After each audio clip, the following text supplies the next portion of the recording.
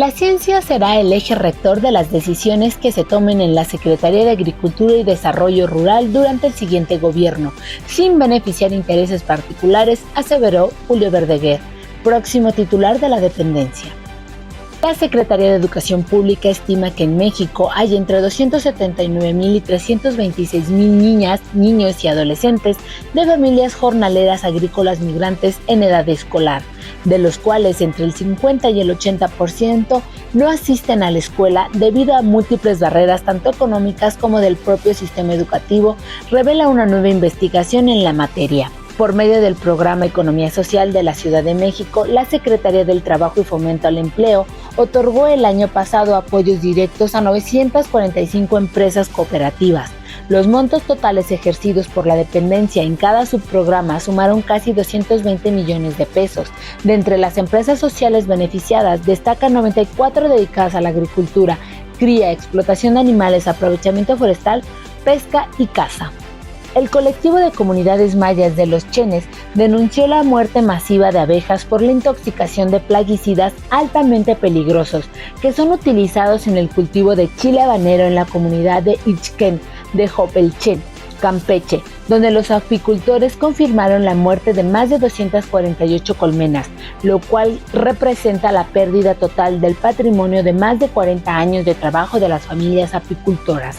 Rigoberto Reyes Victoria, presidente de la Asociación de Aguacateros La Libertad en el Estado de México, indicó que la sequía y el desabasto de agua golpearon la producción de aguacate en 8 comunidades del municipio de Donato Guerra, al sur de la entidad.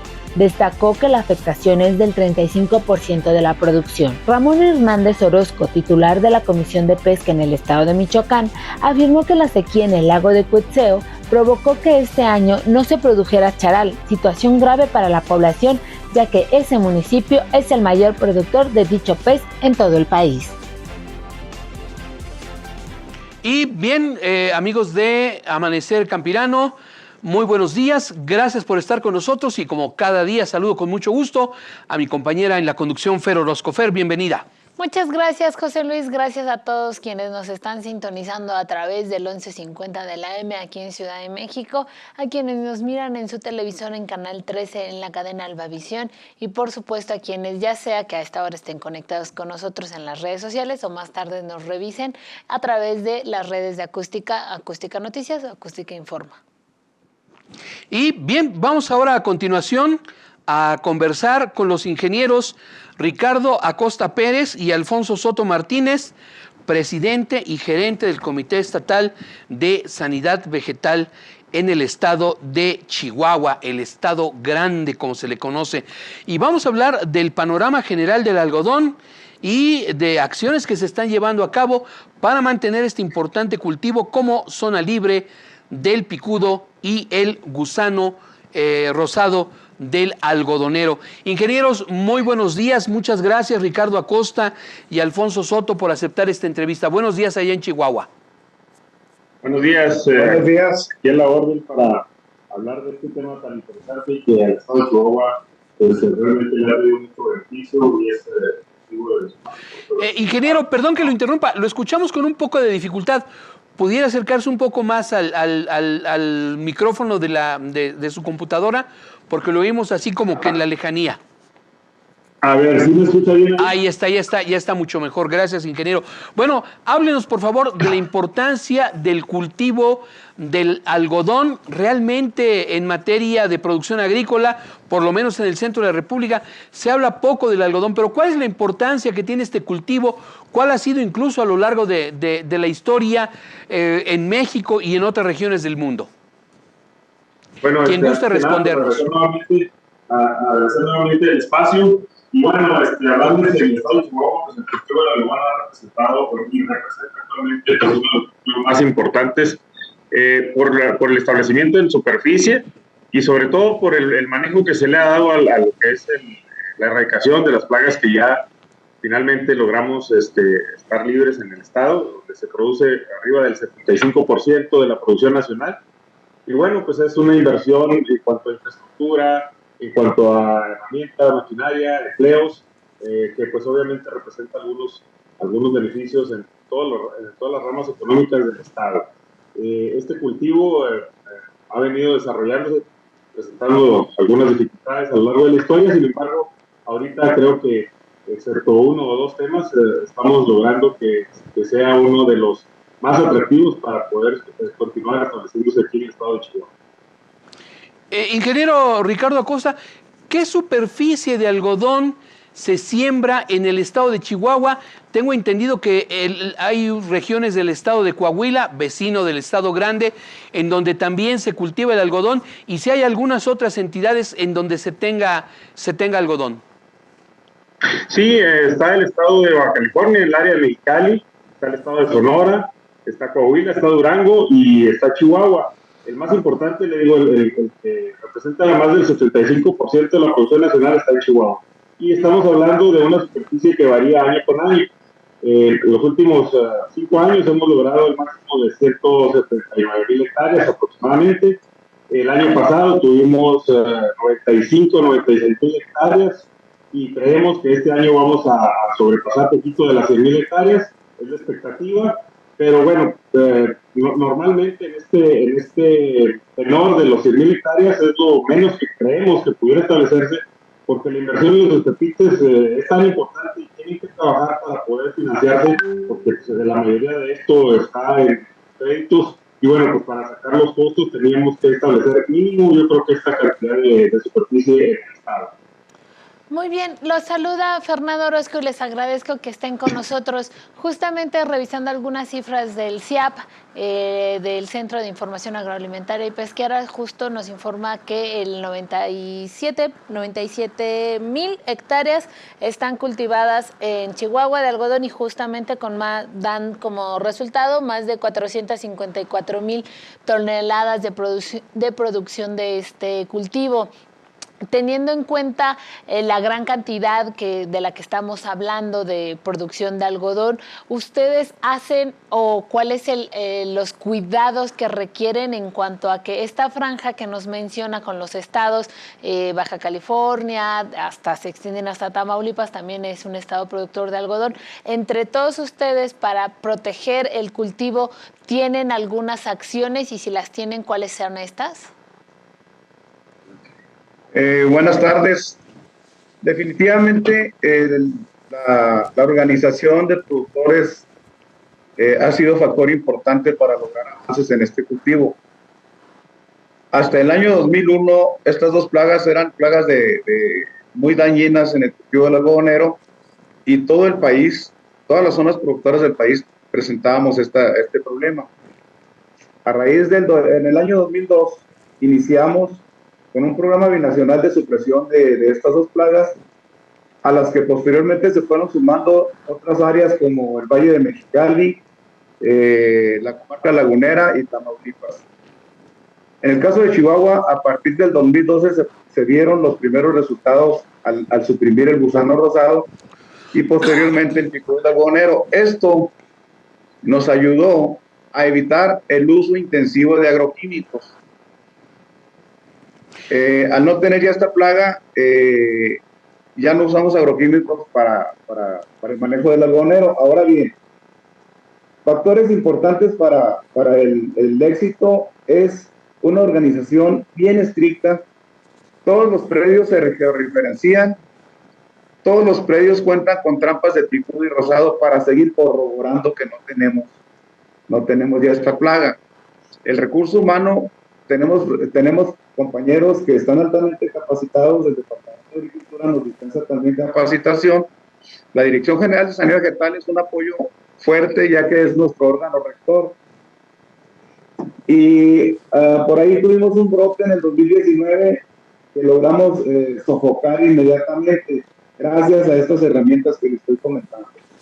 A ese respecto, perdón, ingeniero Soto, les ofrezco una disculpa. Lo que pasa es que andamos un poquito limitados de tiempo y necesitamos hacer varias preguntas en un lapso muy limitado de tiempo. Ingeniero Soto, ya que nos habló del picudo y del gusano rosado, tengo entendido que son dos de las plagas más importantes que afectan a este cultivo de algodón, pero también tengo entendido que a ese respecto la ciencia, por ejemplo, a través del INIFAP o de otras instituciones educativas, han avanzado mucho en diferentes tipos de control de estas plagas. Definitivamente la ciencia forma parte importante, ¿verdad? Y las nuevas tecnologías nos ayudaron para eliminar el problema de gusano rosado. No hay tecnología todavía para que por sí la planta controle los picudos. Entonces, los organismos genéticamente modificados fueron parte medular en este éxito, ¿verdad? Eso quiere decir que, a diferencia de otros cultivos, en el algodón genéticamente modificado es toda una realidad. Y reitero, como usted lo señala, doctor Soto, doctor Ricardo Acosta, es un cultivo ingenieros, que se presta mucho para esa situación de organismos genéticamente modificados en el caso del algodón.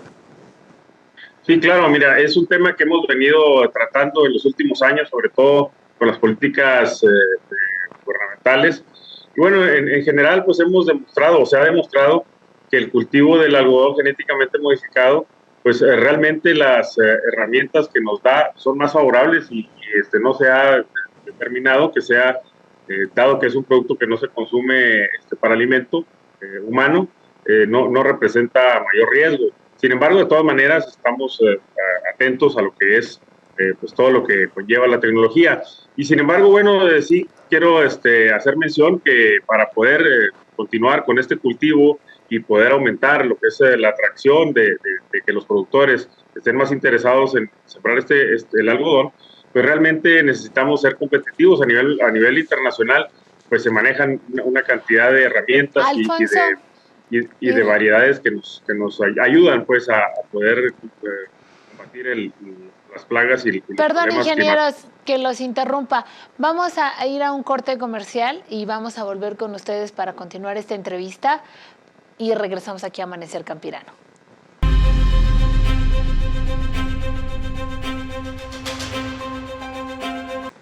Y estamos de vuelta aquí en Amanecer Campirano, agradeciéndole a todas y todos su preferencia de sintonizarnos o de irnos escuchando o de regalarnos ahí el like a través de las redes sociales. Estamos hoy platicando con los ingenieros Ricardo Acosta Pérez y el ingeniero Alfonso Soto Martínez, presidente y gerente del Comité Estatal de Sanidad Vegetal del Estado de Chihuahua. Estamos platicando acerca del panorama general del cultivo de algodón. Ellos ya nos han estado hablando acerca de las plagas, de cómo se están controlando, de la vinculación que existe con los otros comités, así como, bueno, de lo que representa en cuestión económica, pero también en lo que representa en la producción de este cultivo en el estado. Y bueno, pues creo que debe de tener una relevancia nacional lo que hacemos con este cultivo. Ingenieros, preguntarles también en este sentido, ¿cómo han vivido o cómo le ha venido la sequía que es inminente al cultivo de algodón? Bueno, la sequía, sobre todo en el estado de Chihuahua, el problema del agua es algo determinante. Nosotros es una de las ventajas que le vemos a este cultivo en comparación con cualquier otro, que es un cultivo que realmente no requiere tanta agua, requiere menos, y también pues el tema de que ya que estamos libres de las plagas más importantes, pues el menor uso de agroquímicos posible. Entonces eso lo hace y lo debería de ser más atractivo en comparación con cultivos tradicionales. Es por ello, y la infraestructura que tenemos establecida, es por ello que nosotros creemos que es un cultivo que no nada más debe continuar, sino que se debe de fomentar en beneficio del ahorro del agua, del uso eficiente del agua y también el cuidado del medio ambiente. Pero aquí nada más el tema sería, pues, términos comerciales, de que tengamos las herramientas en cuanto a tecnologías para poder ser competitivos a nivel internacional y que los precios, bueno, pues fluctúen como se ha venido manifestando. Sin embargo, también la paridad del dólar, como es un tema de precio internacional, pues también es algo que nos ha venido moviendo lo que es el interés y la incertidumbre de sembramos o no sembramos algodón al principio del año. Es algo que debemos despejar, y con estos temas creo que podemos fomentarlo y darle un beneficio no nada más al medio ambiente, sino también a la economía del Estado.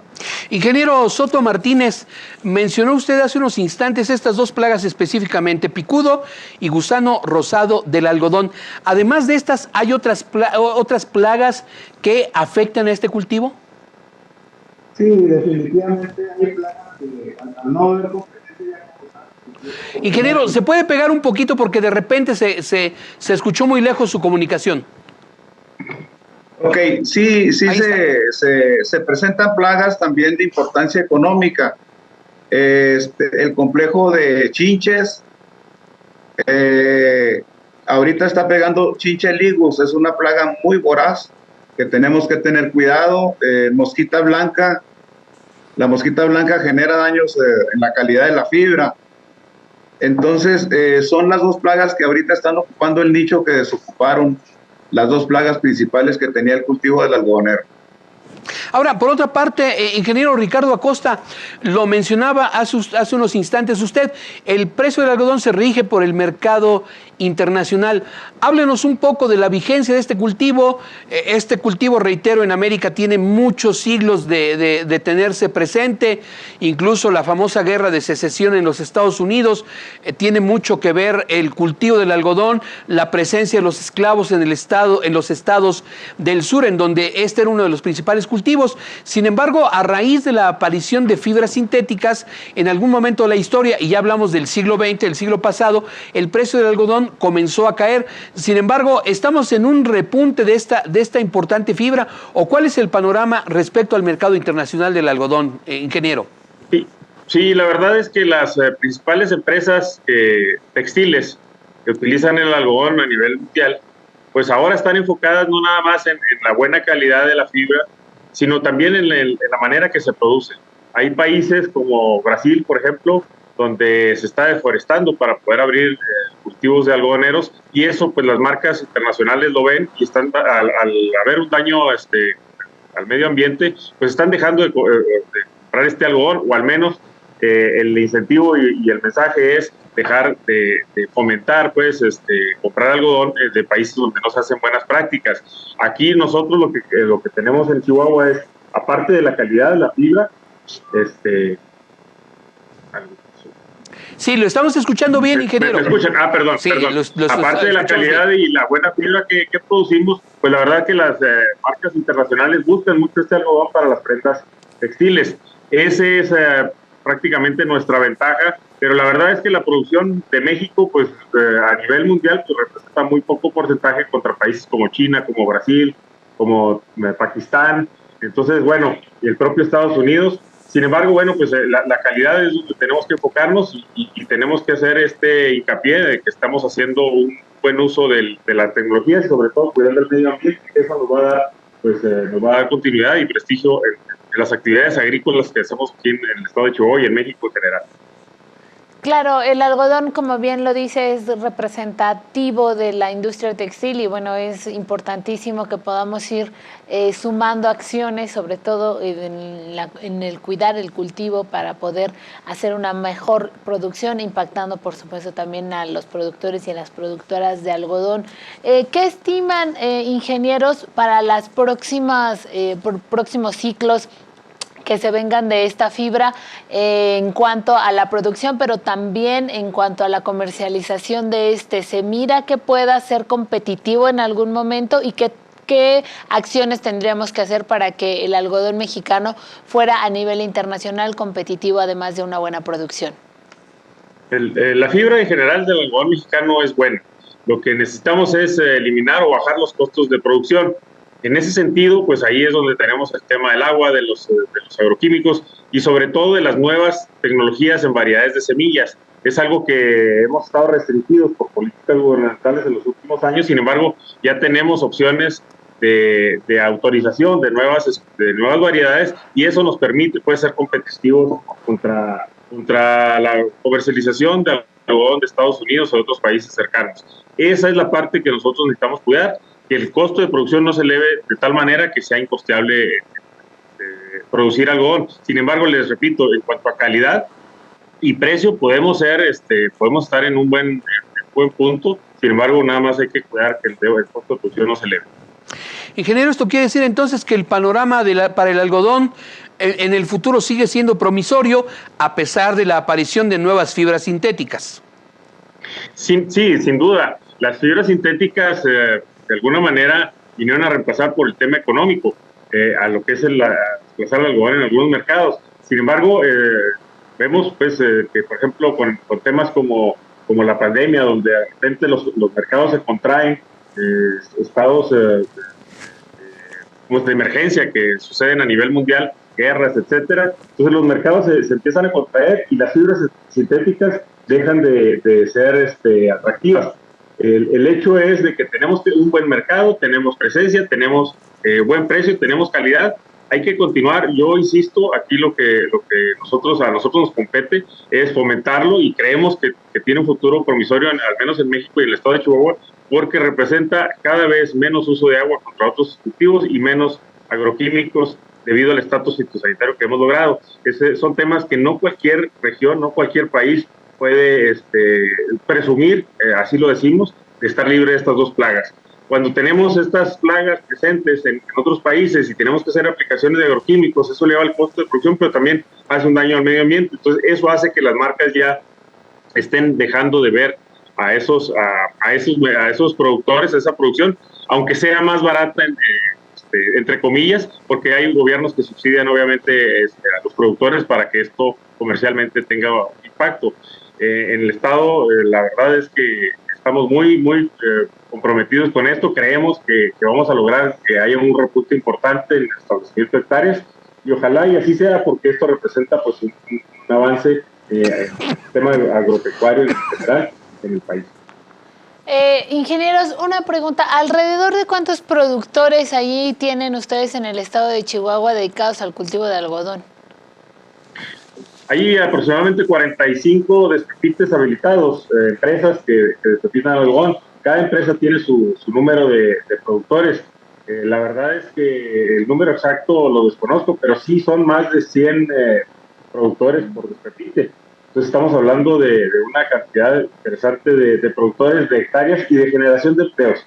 Hay que también resaltar que la mayoría de los productores de algodón en el estado son de una cultura menonita, y esto hace que sea un trabajo muy de alguna manera artesanal también lo que se hace en esas comunidades donde realmente se dedican pues al campo 100% de sol a sol, y esto pues ayuda a que haya también más fuentes de empleo y que tengamos, entre comillas, menos inseguridad para el estado. Representa ingresos, representa divisas y representa paz. Eso es lo que queremos, que nuestras comunidades estén más tranquilas y que se dediquen a producir bien.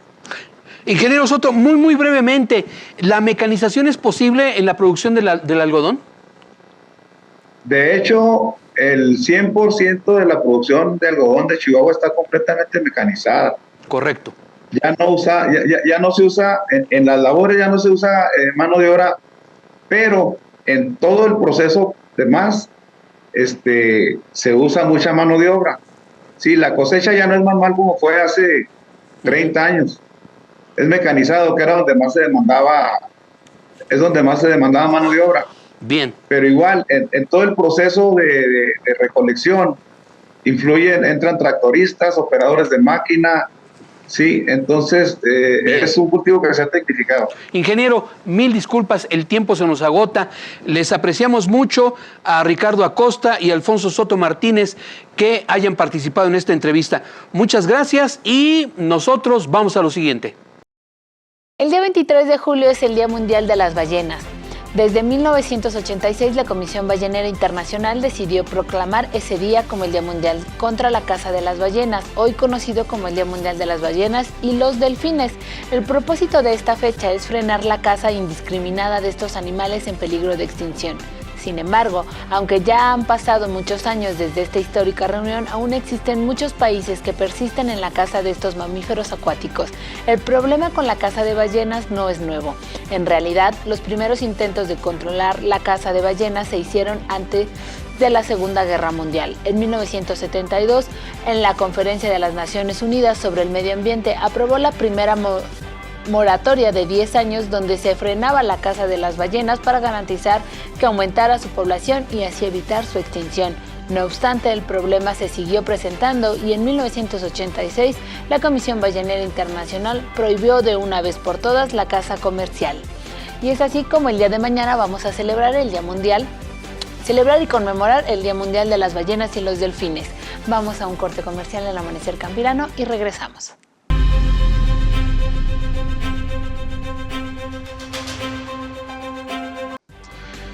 Los alimentos procedentes del campo han experimentado importantes y constantes aumentos de precio prácticamente a lo largo de todo 2024. Según datos del Banco de México, la inflación general fue de 4.98% entre junio del 2023 y junio de este año. Llama la atención que los precios de los alimentos son los que más han subido en este periodo. Es decir, entre junio del 23 y el mismo mes de este año, la canasta agroalimentaria ha incrementado su precio en 6.58%. Los especialistas coinciden en señalar que esto se debe a la prolongada sequía que afectó el país y posteriormente a las lluvias torrenciales e inundaciones que hemos tenido recientemente. También destacan situaciones relacionadas con el llamado cobro de piso que efectúa la delincuencia organizada. Según información dada a conocer por el Grupo Consultor de Mercados Agrícolas, en las últimas semanas, los productos del campo que más han aumentado de precio son el jitomate saladet y el bola, que han aumentado en promedio 30 y 22% respectivamente. El pepino 61%, el chile poblano 26% y la lechuga romana 21%. En el caso de las frutas, la fresa subió 42%, la piña 7%, la toronja 5%, mientras que la naranja se incrementó 2%. En el caso de los granos como el maíz, el trigo, el sorgo y la soya, que cotizan en los mercados internacionales, todos han bajado de precio.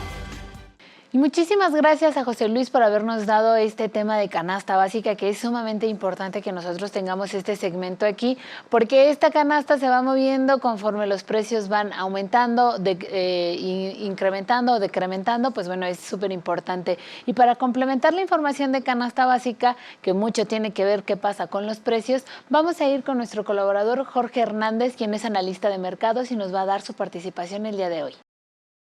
¿Qué tal, amigos de Acústica? Muy buen día, gracias por acompañarnos. Y en esta ocasión vamos a platicar sobre qué es lo que está pasando con la inflación. Como podemos recordar, la semana pasada salieron datos de un repunte en la inflación y especialmente en productos agropecuarios, en los cuales subieron a tasa mensual 1.57%.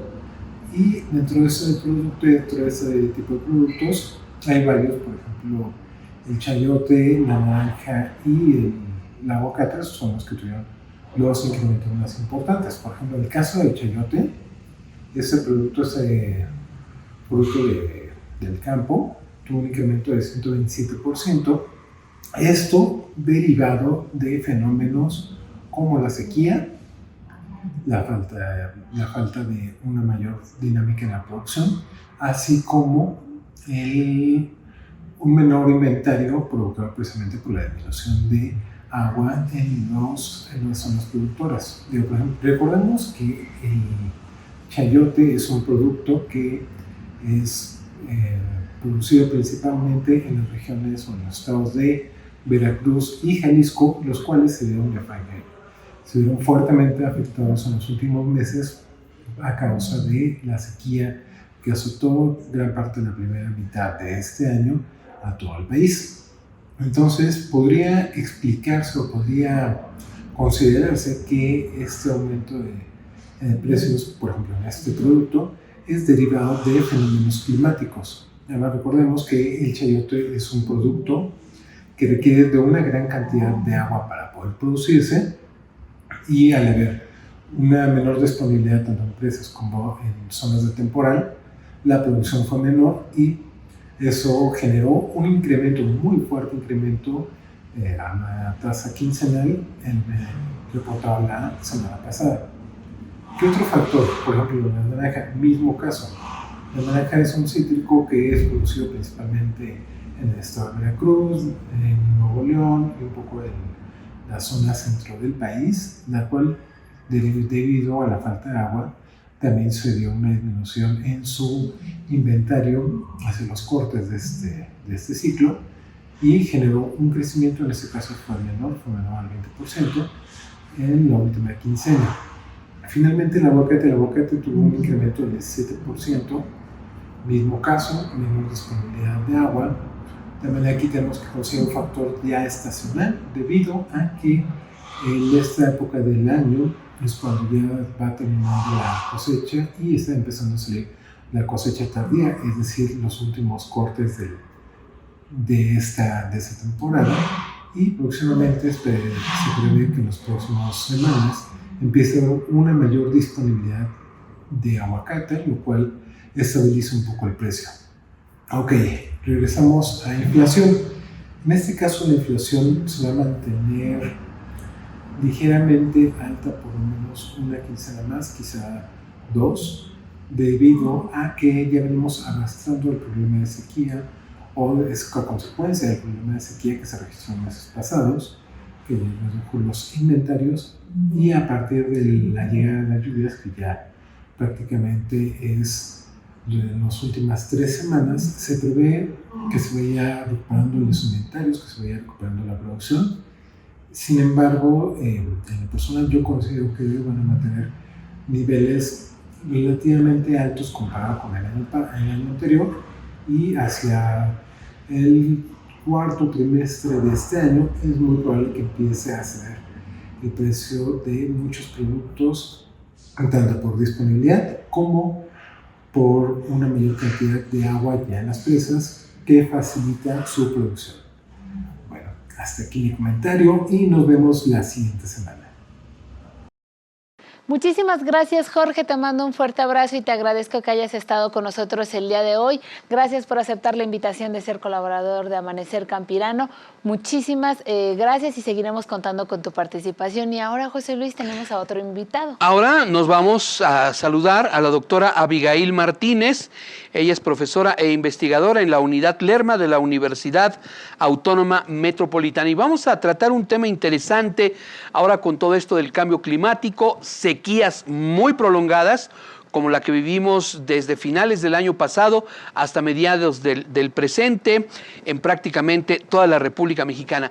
Se hace importante tanto para la vida urbana como para la vida rural el tener estrategias para acumular agua cuando ésta no esté presente. Y la Unidad Lerma de la UAM llevó a cabo diversas actividades en la comunidad La Lupita del propio municipio de Lerma, en la zona conurbada de Toluca, y vamos a hablar de lo que investigadores, profesores y alumnos llevaron a cabo precisamente para tener estrategias para tener agua a lo largo de la mayor parte del año. Doctora Abigail Martínez, muchas gracias, muy buenos días por aceptar nuestra llamada. Muy buenos días. Es un gusto estar con ustedes. Gracias, doctora. Bueno, platíquenos de lo que llevaron a cabo ustedes en La Lupita, en el municipio de Lerma, precisamente para que los habitantes tengan oportunidad de tener agua en sus hogares cuando no llega entubada y tampoco cae del cielo. Bueno, lo que comenzamos en esta región, que es en la montaña, ¿no? En la parte de Sierra de las Cruces, donde está, por su propia geografía, las viviendas que están allí viven o se encuentran en condiciones de alta marginación, y entonces es muy difícil que los organismos operadores puedan llevar de manera normal, por decirlo de alguna manera, el agua entubada, porque tendría un gasto energético muy elevado, ¿no? Literal es subir el agua.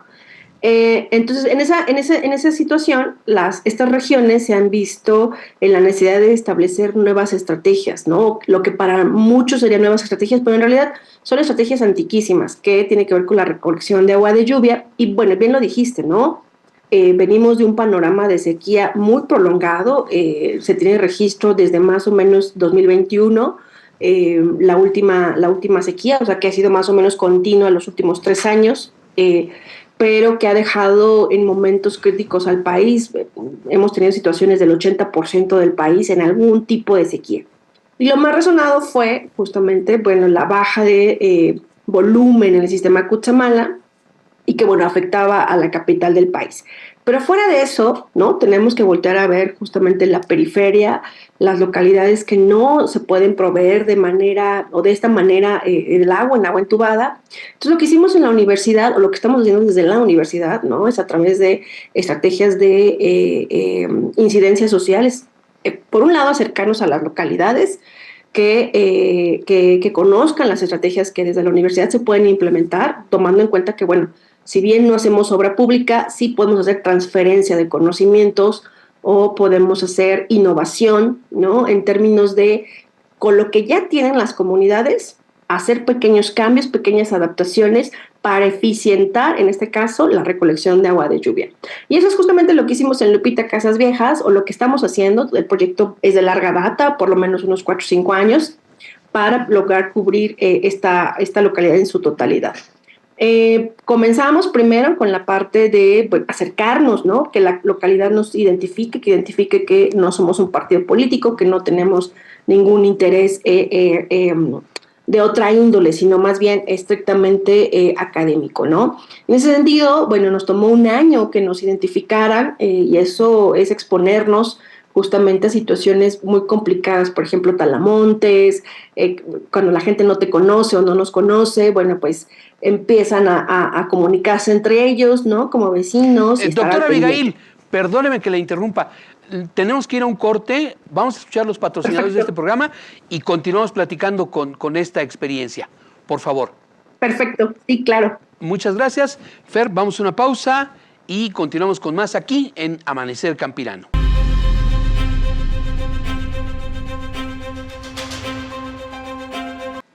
Y seguimos adelante, amigos de Amanecer Campirano, conversando con la doctora Abigail Martínez, profesora e investigadora de la Unidad Lerma de la Universidad Autónoma Metropolitana.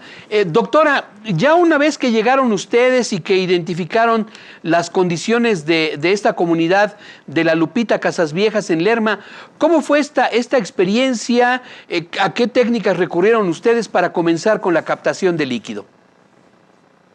Mira, algo que hay que decir sobre Lupitas Casas Viejas es que es una comunidad que está habitada más o menos hace 40 años, es relativamente joven, pero desde sus inicios ellos ya hacen captación pluvial. La hacen evidentemente de manera no profesionalizada, poco tecnificada, es decir, como ellos han imaginado puede hacer. Entonces, empezaron haciendo pozas comunitarias, ¿no? O sea, literal, pozas sobre la tierra, algunas pequeñas cisternas, que con el tiempo han ido mejorando, y otros definitivamente pues pusieron mangueras, tubos de PVC, materiales que en su entender, ¿no?, facilitaban la captación de agua de lluvia. Y en ese sentido, cuando nosotros nos acercamos como universidad, la propuesta no es enseñarles a hacer algo que ya hacen, sino perfeccionar o intentar acercarnos a mejorar esos sistemas. Es decir, no vamos a establecer una relación donde unos saben más que otros, sino más bien establecer una relación donde nos podemos acercar a ofrecer pequeños cambios, pequeñas mejoras para eficientar. Entonces hemos visto, por ejemplo, que usan mangueras de un diámetro muy pequeño, ¿no? Y entonces lo que pueden aprovechar es mínimo. Usan botes, cubetas, pozas, algunos sí usan tubos de PVC, ¿no?, para conducir el agua hasta algunas de sus tambos, ¿no?, de estos tambos que se usan a veces para contener algunos líquidos. Algunos ya tienen tinacos, ¿no? Los tienen a ras de piso, incluso llegamos a ver uno que está enterrado, ¿no?, o sea, a ras de piso, y que tiene una caída de agua. Entonces, en la medida en que vamos viendo o vamos observando las casas de mayor antigüedad a menor antigüedad, podemos observar cómo estos sistemas han ligeramente cambiado, pero siguen siendo poco eficientes. Y en ese sentido, el diagnóstico que nosotros hicimos es eso, ¿no? Vamos a hacer mejoras. E hicimos cálculos, por ejemplo, de los materiales que se tienen que usar, que son principalmente son tubos de PVC, algunas conexiones, como se les suele conocer como codos, ¿no? Y sobre todo lo que nos llamó la atención es que la gente no conocía o no tenía idea del uso del sedazo. El sedazo es una red muy finita, una mallita muy finita que se pone o se coloca al inicio y al término de las tuberías para captar agua de lluvia, y lo que hace es separar las grandes y pequeñas basurillas.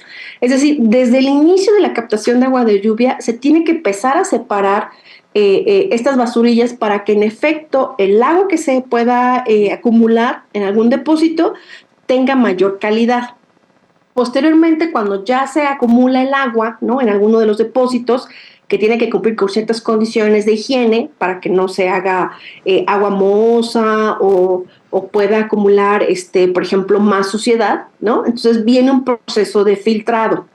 Es interesante porque cuando estuvimos ahí en La Lupita nos decían que, bueno, ellos no usaban el sedazo, ¿no? Y que en efecto tenían que usar el agua así como les llegaba, como les caía, con basura, tierra, hojarascas y bueno, cuánta cosa. El punto del detalle es que en temporada de lluvias, como lo es ahora, ¿no?, esa agua de lluvia tiene un uso, por ejemplo, principalmente para el aseo personal, para el aseo de la vivienda, para lavar la ropa e incluso, quizá en un porcentaje menor, un 14.9%, se utiliza para cocinar. Y eso fue lo preocupante, ¿no?, lo que nos llamó mucho más la atención. Entonces, primero, implementar estas estrategias de mejoramiento a los sistemas, es decir, sustituir las mangueras por tubos de PVC, ¿no? Introducir el uso del sedazo, introducir las estrategias de filtración de agua y, por supuesto, el uso, ¿no?, sobre todo cuando se usa para el aseo personal, es decir, esa agua de lluvia tiene contacto con el cuerpo humano, ¿no?, y si no es cuidada, pues puedes generar algunas laceraciones o algunos problemas en la piel. Martínez, perdóneme que le interrumpa. Lamentamos mucho tener que terminar la entrevista aquí porque estaba muy interesante lo que usted nos estaba platicando. De hecho, por eso la dejamos para que pues poco a poco también nuestro público vaya teniendo en cuenta estas medidas y todo lo que ustedes están trabajando. Espero poderla contactar posteriormente para que nos siga platicando del proyecto y sobre todo las implicaciones que va a traer para la comunidad en específico. Por ahora me despido de usted, nos despedimos de usted y le agradecemos el tiempo que nos ha proporcionado. Y José Luis, quisiera platicarte ahora de una de las ferias, yo creo que más interesantes que hay a nivel nacional en nuestro país, y estoy hablando de la Feria Aneberris, que se va a llevar a cabo a partir del día de mañana del miércoles 24 y jueves 25, pues es el 14º Congreso Internacional de la Aneberris. Se considera el principal feria de negocios especializada en el sector de las berries. Cada año se reúnen las principales empresas productoras, exportadoras y proveedoras de insumos y servicios relacionados con esta fruta. Es el principal escenario para mostrar las tendencias y tecnologías y temas de vanguardia. Cada año asisten más de 2,000 congresistas y profesionales del sector. El objetivo del Congreso de la Aneberris es unir al sector y priorizar la innovación y desarrollo del mismo. Una de las características de este Congreso Internacional son las conferencias magistrales y técnicas que reunirán a los más destacados investigadores del sector que abordarán temas como fitosanidad, sustentabilidad y comercio. El 14º Congreso Internacional de las Aneberris se llevará a cabo el día 24 y 25 de julio en la Expo Guadalajara, en la capital tapatía, para que todos vayamos. Y justo es Guadalajara porque en Guadalajara son los mayores productores, bueno, el estado de Jalisco es el mayor productor de berries. Estamos hablando de fresas, frambuesas, incluso la cereza está considerada como una berry en este caso, y tiene más o menos 10 años que lleva teniendo una gran producción las berries en nuestro país. Los arándanos también. Los arándanos también. Habrá que decir que los arándanos, por ejemplo, un dato curioso que les vamos a dejar el día de hoy es que México solo produce arándano azul. Este es el que México es el que está produciendo.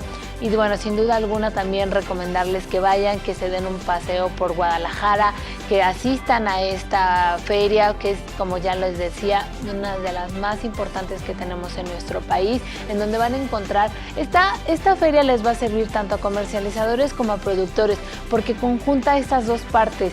Y veremos si poco a poco, yo conozco a muchos productores que a través de Aneberris se han ayudado de pasar de ser productores a también ya ser comercializadores, que eso es lo que buscamos, que la producción vaya poco a poco aquí a hacer esa parte de ser cadena de producción, ahora cadena de comercialización.